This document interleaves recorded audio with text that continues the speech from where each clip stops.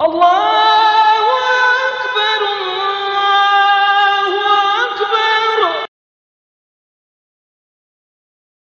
Walaupun asalnya dia jatuh sebagai hamba yang ditawar, tapi Nabi SAW jadikan sebagai isteri.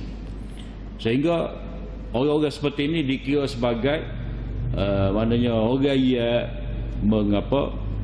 ada hamba fa ahsana ta'dibaha.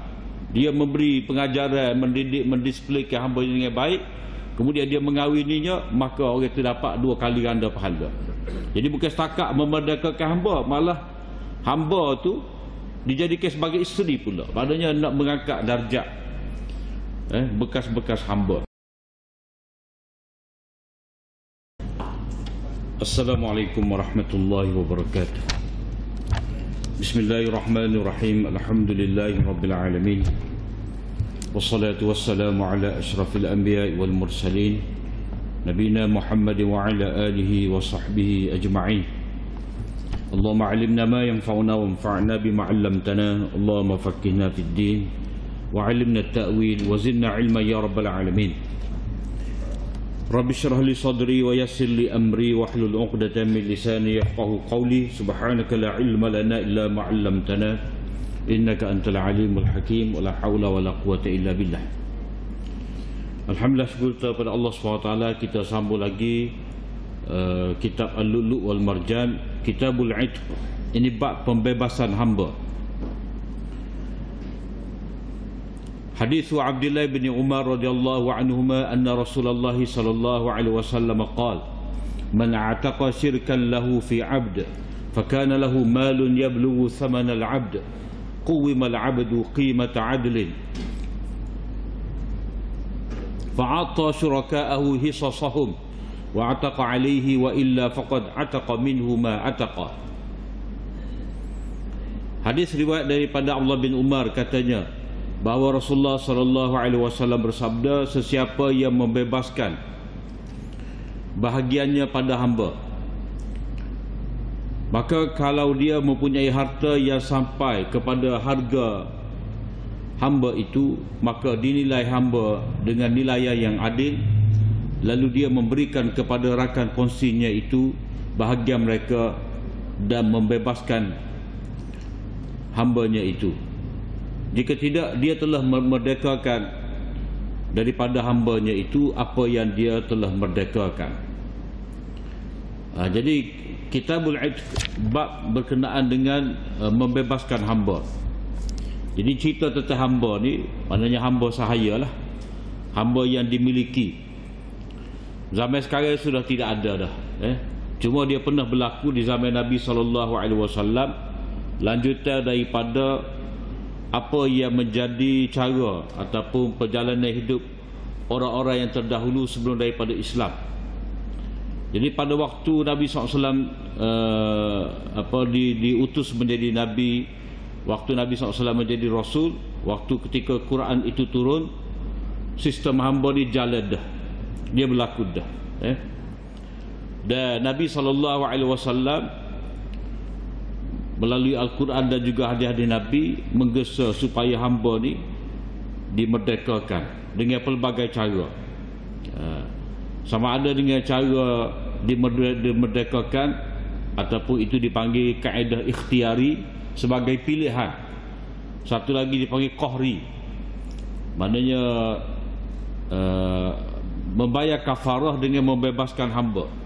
Sama ada kesalahan itu kerana membunuh ke, ataupun kerana melanggar sumpah, atau kerana dia zihar, mengatakan kepada isterinya itu engkau seperti ibuku, ataupun kerana perbuatan dia itu bersetubuh pada setiap Ramadan.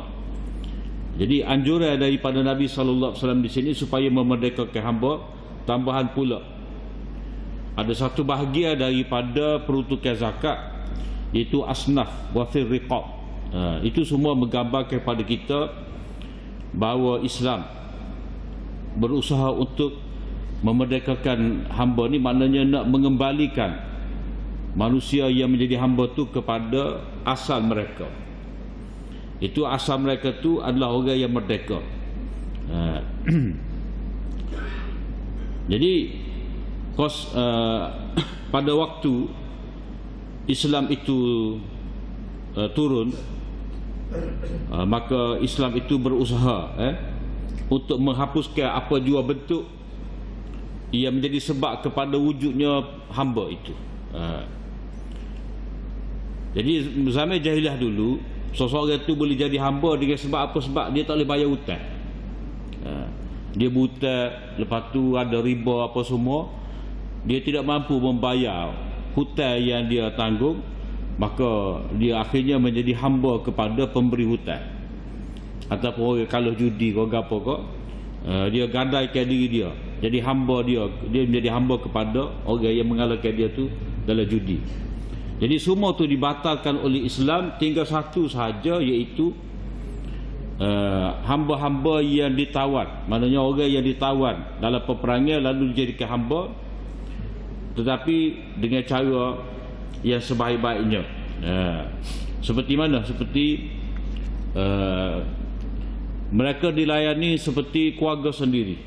Kalau orang tua dipanggil pocik, kalau orang muda dipanggil fataya, maknanya pemuda saya, maknanya anak buah saya.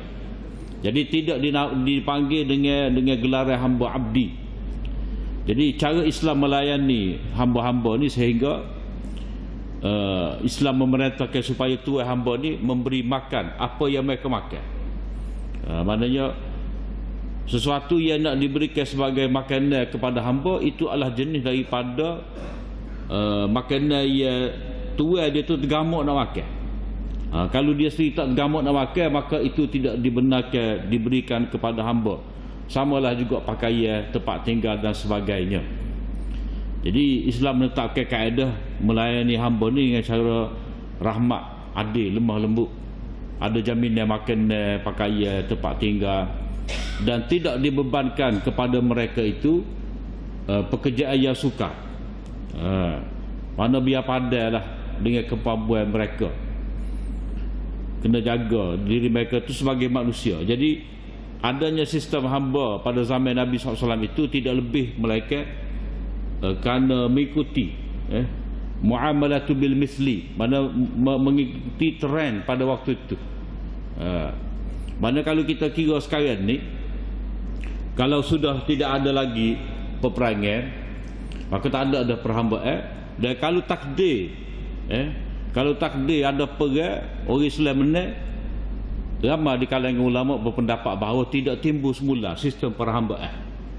Hak adanya hanyalah orang panggil tawanan perang. Hak adanya tawanan perang. Sebab apa? Sebab dalam Quran ada sebut fa imma mannam ba'du wa imma fidaan. Sama ada kamu membebaskan kamu melepaskan, kamu membebaskan tanpa ambil apa-apa tebusan, ataupun kamu bebaskan dengan mengambil tebusan. Jadi itu ada isyarat dalam surah Muhammad ayat-ayat keempat. Maknanya kalau ada semula perang, sistem perhambaan itu dia tak mari sepuluh, dah habis dah. Itu pendapat sebahagian daripada ulama. Walaupun ada ulama yang kata kalau perang kat mari mula sistem tu. Tapi kalau kita tengoklah ni, memperhambakan manusia, panggil trafficking, human trafficking ni sudah tak ada dah. Jadi kita pula Islam ni nak menghidupkan semula sistem tu, maka tak boleh. Tapi ada juga orang cuba menghidupkan sistem hamba ni dengan apa? Dengan gaji tak bayar, hanya beri tempat makan, tempat tidur je. Dia kerja tak bagi gaji, itu tidak boleh. Itu pada hakikatnya perhambaan juga. Bila duduk di bawah sistem dia, jemaah dia, kumpulan dia, semua kena kerja di bawah ketua mereka dan tidak dibayar gaji dan sebagainya, maka itu satu bentuk perhambaan zaman moden. Tidak boleh juga.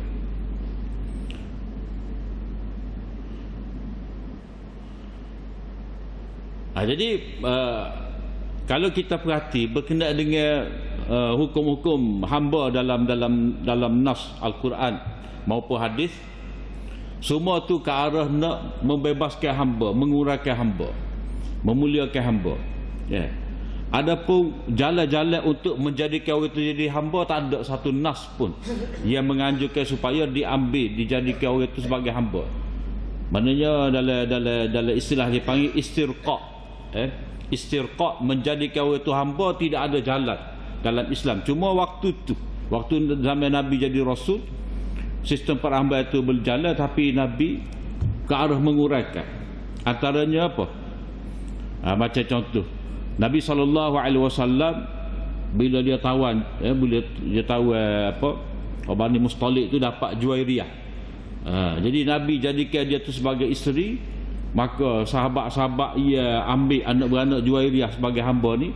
Bila mana mereka tengok Juwairiyah itu jadi Ummul Mukminin, jadi mereka tak tergamak nak menjadikan waris kepada Juwairiyah ni sebagai hamba, lalu pakak memerdekakan. Itu taktik Nabi. Samalah juga Nabi SAW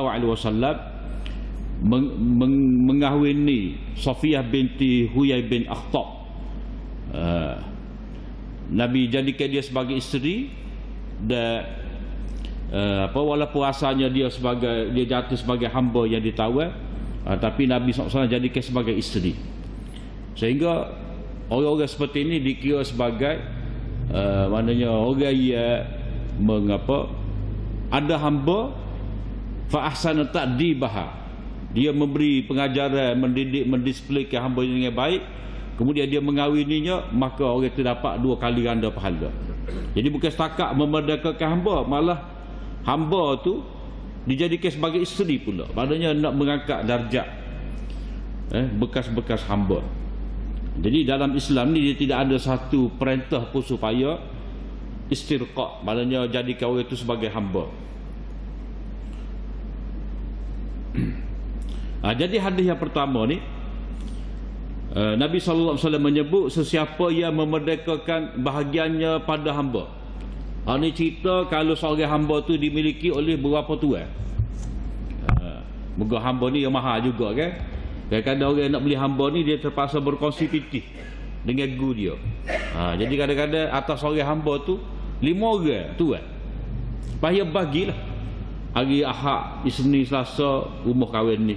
Lepas tu rumah kahwin ni bagi. Mengikut bahagian masing-masing. Hak mana bayar lebih, mungkin dia boleh ambil 2 hari. Hak bayar tak cukup kan, mungkin dia ambil sehari. Maknanya itu seorang hamba tu ada perkongsian. Jadi cerita dalam hadis ni, kalau seorang tu berniat untuk memerdekakan hamba, jadi bahagian tu, katalah bahagian tu separuh daripada hamba, bahagian dia. Jadi dia berniat untuk memerdekakan hamba dia, jadi dia pun merdeka ke hamba tadi. Jadi bila dia telah merdeka, separuh daripada hamba tu sudah jadi merdeka, separuh lagi sebagai hamba. Dan Nabi SAW nak anjurkan supaya orang beriman ni, supaya kalau memerdekakan hamba kena merdekakan sempurna. Sebab gapo-gapo molek sempurna berlaku. Jadi kalau dia ada pitih, ia dapat mencapai nilai hamba tadi, maka dia ambil pitih ni bagi pada rakyat kongsi dia, bayar. Maka dengan cara tu dia telah dapat memerdekakan hamba tu dengan sepenuhnya. Mana satu tu bahagian dia merdekakan, satu bahagian lagi dia beli dan dia bayar kepada saudara dia. Jadi kalau kita kata hamba tu nilai 20,000, jadi 10,000, kalau dia merdekakan separuh, separuh lagi tu ada 10,000, jadi dia bayar pada guru dia. Jadi hamba tadi dalam masa tu juga, ini peringatan Nabi SAW kepada rakyat kongsi dia tu, hendaklah dinilai hamba tadi dengan nilai yang adil. Jadi janganlah hak masa kita beli hamba ni kita beli hamba tu dengan harga 20,000, bila mana kahwin ni merdekakan bahagia dia, tiba-tiba kahwin ni nak penaik, mana mu bayar aku 15,000 lah bahawa aku merdekakan dia. Dia kena nilai dengan adil. Maknanya tak sewi rakyat kongsi dia ni mengambil kesempatan atau orang nak buat kebajikan. Tak boleh. Jadi masa orang nak buat kebajikan ni, kita jangan nak ambil kesempatan. Macam contohlah, kalau kita masjid nak beli tanah tepi dah, jadi kita tak boleh jual. Boleh kita nak jual 3 kali ganda daripada harga kita kata harga semasa. Tak boleh. Itu orang panggil ambil kesempatan. Ambil kesempatan. Jadi gapo-gapo ni penilaian yang adil. Maknanya kena ada dia punya gapo ni, ahli dia yang mengukur menilai satu barang tadi. Jadi dia telah memerdekakan bahagian dia, dan kalau dia ada duit untuk dia bayar sehingga hamba tu merdeka secara keseluruhannya, maka bolehlah dia berbuat demikian. Dia bayar dengan harga yang adil. Maknanya dia tidak dizalimi oleh rakyat kongsi dia. Jadi kalau ada, dia pun bahagilah kepada rakyat kongsi dia bahagian masing-masing, maka dialah yang memerdekakan hamba tersebut. Jadi orang lain tak boleh pahala, dia je boleh pahala. Sebab dia memerdekakan hamba dengan tabarruk, sukarela, maka pahala boleh kepada dia. Orang lain hak jual tu, hak terima bayaran tadi seolah macam jual beli lah. Jadi dia tu tak boleh pahala. Wa illa, kalau dia tidak ada duit harta untuk membayar kepada rakyat kongsi dia tu bahagian hamba tadi, hukum manapun dia telah memerdekakan bahagian dia. Tak apa dah. Cuma dalam hadis yang kita akan baca nanti, tak sempurna lah.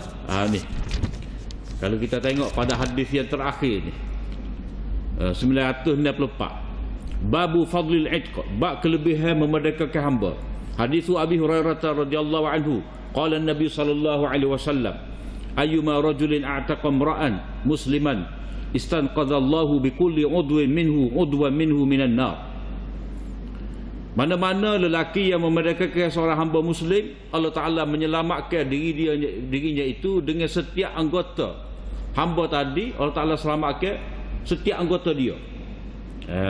Mana kelebihan dia. Mana sehingga orang tu kalau dia kalau dia memerdekakan hamba dia tadi, maka setiap daripada tubuh dia tu Allah Ta'ala bebaskan daripada api neraka.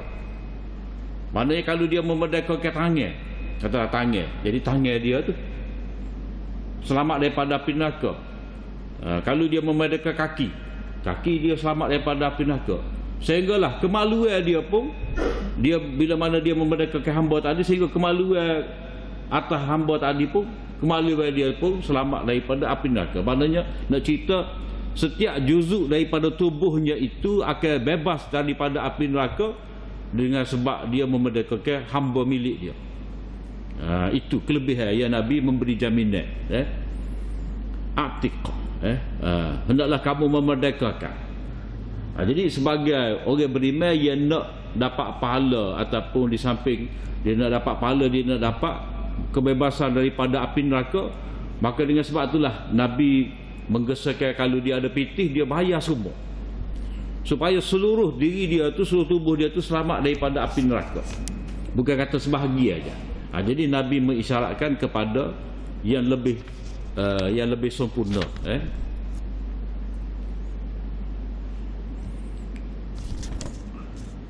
Kemudian satu bab lagi, babu zikri si'ayatil abdi, bab hamba kena berusaha. Hadis lebih kurang saat ni juga, tapi dia ada beza sedikit.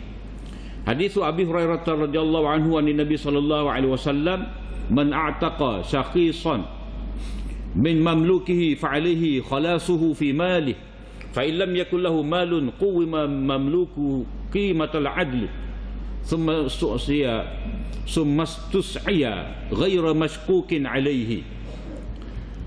Hadis riwayat daripada Abu Hurairah, Rasulullah sallallahu alaihi wasallam bersabda, sesiapa yang memerdekakan bahagian daripada hambanya yang dia miliki, maka hendaklah dia membebaskan hamba tadi dengan hartanya. Maknanya kalau dia ada hamba dia nak memerdekakan, separuh dia merdekakan atas bahagian dia, hak baki bukan bahagian dia tu, dia cari piti bayar kepada pemilik bahagian tadi, kalau dia ada harta. Kalau dia tidak ada harta, Nabi kata hendaklah dinilai hamba tadi berapa nilai dia, dengan nilai yang adil, kemudian diminta kepada hamba tadi berusahalah, berusahalah untuk memerdekakan diri sendiri tanpa dibebankan kepadanya. Maknanya apa? Maknanya kalau hamba ni, kalau hamba ni separuh dah sudah dimerdekakan oleh tuan dia, cuma separuh lagi tidak merdeka sebab hak tuan seorang lagi ni tak sih memerdekakan. Nak jual pun tak sih. Tapi pada ketika tu disuruh pada hamba ni mukhijah lah. Jadi kalau kita kata atas seorang hamba ni dikongsi oleh dua orang, hak bahagia yang belum dimerdekakan tadi, berapa nilai dia, katalah 10,000, maka hamba tadi hendaklah cari piti sebanyak 10,000 untuk dia tebuh diri dia. Jadi 10,000 ni dia nak dapat mana? Dia kerja lah. Kalau kata dia dimiliki oleh dua orang hamba, dua orang tua, jadi satu hari dia sebagai orang merdeka, satu hari lagi dia sebagai hamba. Jadi hari hak dia sebagai orang merdeka tu dia pergi kerja lah.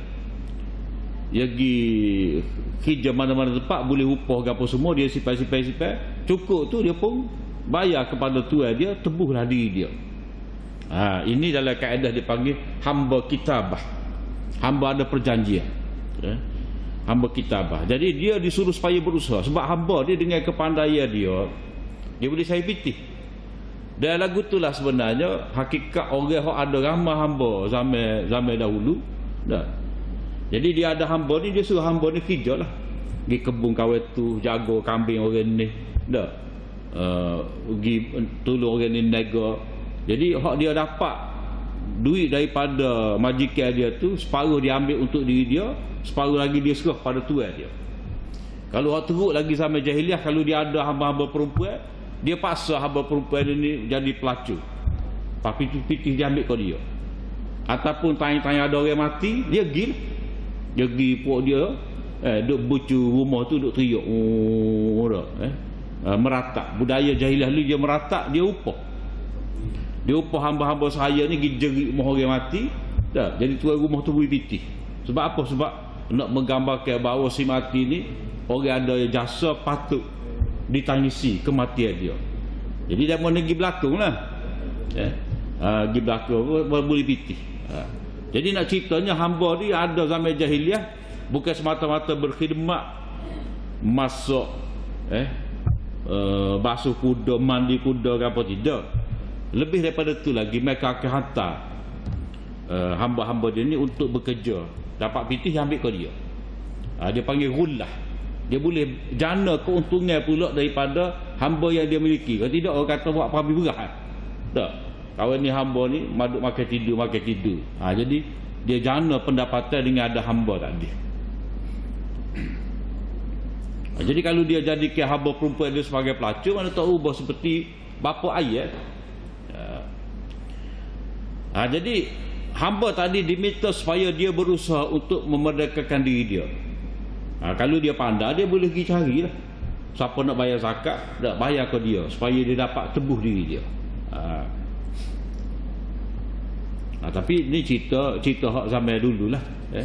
Kita hanya boleh baca tentang pensyariatan hamba ni, walaupun sekarang tak ada. Orang kata belajar bab ni wak gaponya, hamba tak ada dah. Tidak.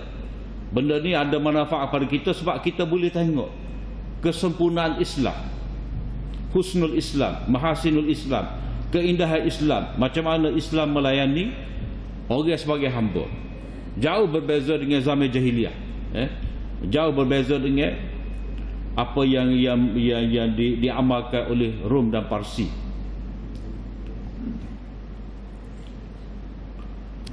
Kemudian bab berikut lagi, babu innamal wala liman a'taqa.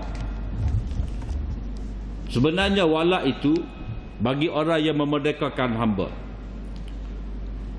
Hadis Aisyah radhiyallahu anha anna Barirah ja'at tasta'inuha fi kitabatiha wa lam takun qadat min kitabatiha shay'a. Qalat laha Aisyah irji'i ila ahliki fa in ahabbu an aqdiya ala anki kitabataki wa yakuna wala'uki li fa'altu wa yakuna wala'uki li fa'altu fa zakarat dhalika bariratu li ahliha fa abaw wa qalu in sya'at an tahtasiba alayki faltaf'al wa yakuna wala'uki lana fa zakarat dhalika li Rasulillah sallallahu alaihi wasallam fa qala laha Rasulullah sallallahu alaihi wasallam ibta'i fa'atiqi fa innamal wala'u liman a'taqa qala thumma qama Rasulullah sallallahu alaihi wasallam ma balu unasin yashtarituna syurutan laysat fi kitabillah man ishtarata syartan laysa fi kitabillah falaysa lah wa in syarata mi'ata syartin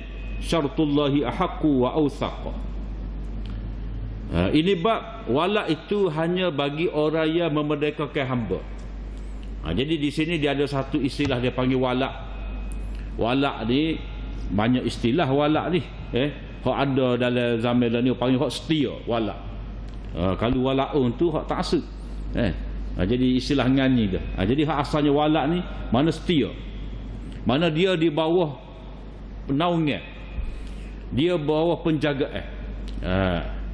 Tapi yang dimaksudkan wala' di sini iaitu bila seseorang itu memerdekakan hamba, dia ada satu hak.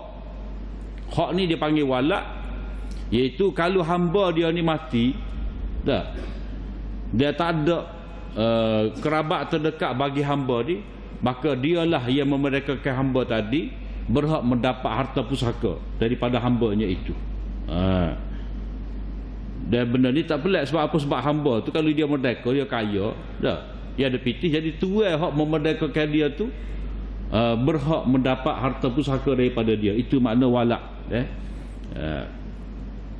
Jadi wala' ni dalam hadis ada menyebut al-wala' luhmatun kaluhmatin nasab la yuba'u wala yuhabu wala yuhabu la yuba'u wala yuhabu. Wala' ni maknanya hak atas hamba yang telah dibebaskan oleh seorang itu adalah satu bentuk nasab juga, sama seperti nasab.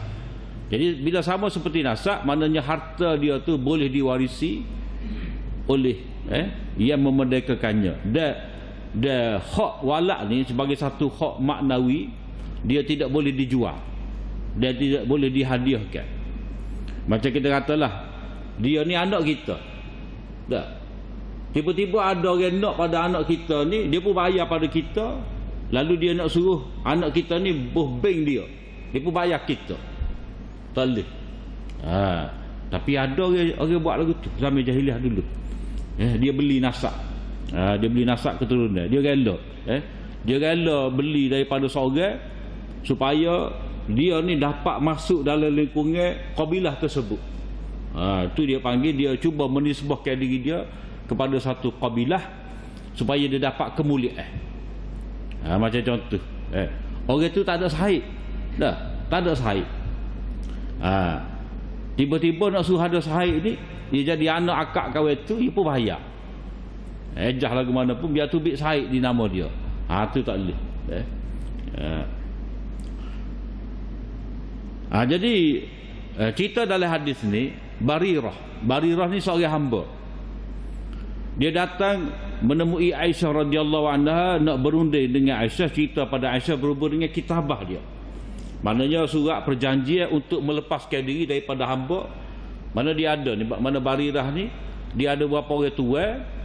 Barirah nak merdeka. Jadi untuk dia dapat kemerdekaan tadi, dia kena menyediakan satu jumlah duit untuk ditebus diri dia tu, bayar kepada tuan dia.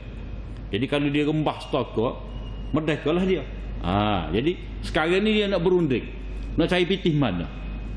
Jadi dia pun keceklah dengan Aisyah radhiyallahu anha. Dan pada ketika tu dia tak bayar sikit pun daripada jumlah kitabah tadi. Jadi Aisyah kata ginilah, kamu balik jumpa dengan tuan-tuan kamu, dah kalau mereka suka, setuju saya nak bayar kamu ni, jadi saya akan bayar kepada mereka. Tapi walak tu sayalah yang memiliki. Maknanya kalau kamu mati, sayalah yang akan mewarisi harta kamu. Jadi Barirah pun balik kecek dengan tuan-tuan dia. Tuan dia ni buat payah, tak sih. Jadi dia tu katakan lah, kalau dia nak buat pahala kan, ambil pahala sudahlah. Tapi walak tu kita nak.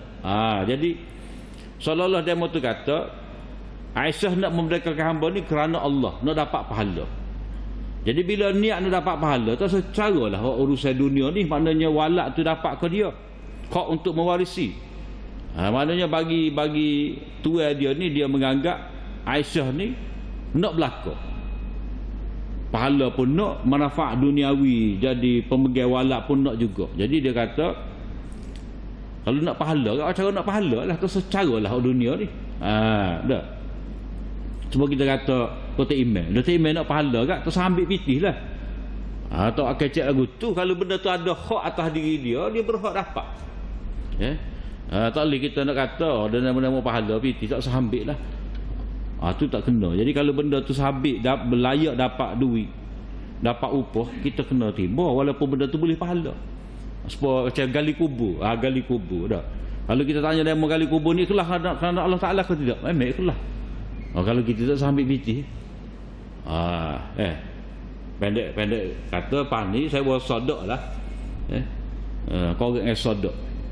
Jadi nak cerita di sini bahawa keikhlasan itu tidak menafikan orang itu berhak mendapat hak duniawi. Jadi Aisyah pun balik memberitahu pada Nabi SAW. Rasulullah kata pada Aisyah, kamu bayarlah, kamu belilah, kamu beli, bayar kepada tuan-tuan mereka. Maknanya Barirah tu kamu beli jadi hamba kamu, bayar kepada tuan-tuan dia, lalu kamu memerdekakan Barirah tadi. Biar dia jadi orang yang merdeka. Kerana apa? Kerana walak itu hanya untuk orang yang memerdekakan. Maknanya orang yang buat kebajikan kerana Allah Ta'ala tu, maka dialah berhak mendapat manfaat tadi. Kalau orang tu tak buat kebajikan, tidak buat pembebasan hamba ni, macam mana dia nak dapat hak walak? Mana boleh lagu tu. Jadi tak betul syarat lagu tu. Jadi hak berhak dapat walak ni hanyalah Aisyah. Maka Nabi SAW pun bangun berkhutbah. Mana tubik pergi kat orang ramai kat khutbah. Maka Nabi pun kata, ma balu unasin, apa hal ni? Satu golongan manusia yang cuba nak meletakkan syarat-syarat yang mana syarat tu tidak terdapat dalam kitab Allah. Maknanya manda letak syarat. Mana gapo-gapo ni syarat yang kita nak tetapkan dalam satu kontrak, dalam satu perkara, dalam satu urusan ni, hendaklah berdasarkan kepada syarat yang dibenarkan oleh Allah SWT dalam kitab dia. Sesiapa yang mensyaratkan satu syarat yang tidak terdapat dalam kitab Allah, maka dia tidak berhak mendapat syarat tadi. Jadi syarat tadilah hak dia nama tu nak walak, nak ada kuasa atas Barirah. Jadi Nabi kata mana boleh itu syarat yang tidak betul. Sebab kaedahnya hak mana memerdekakan hamba itulah berhak mendapat walak. Jadi mana-mana syarat yang tidak terdapat dalam kitab Allah, maka orang itu tidak berhak dapat, meskipun dia menetapkan 100 syarat. Dan syarat Allah Ta'ala itulah yang lebih berhak, yakni dipenuhi dan lebih kukuh. Jadi dalam hadis ni nak cerita kepada kita bahawa Barirah tu menjadi merdeka, menjadi merdeka disebabkan Aisyah beli dia. Lalu Aisyah memerdekakan dia, dan walak dia tu boleh kepada Aisyah. Kemudian ada satu lagi, dia lebih kurang, kita berhabis lalu. Dia ada tambah tak boleh. Ini panjang ni. Panjang. Kita simpan minggu depan lah. Tapi dia ada tetap ada al-wala' liman a'taqa. Al-wala'u liman a'taqa. Jadi kita berhenti setakat itulah. Apa yang baik dari Allah SWT, salah dan silap daripada kelemahan diri hamba, aku di qauli hadza wa astaghfirullah li wa lakum. Assalamualaikum warahmatullahi wabarakatuh.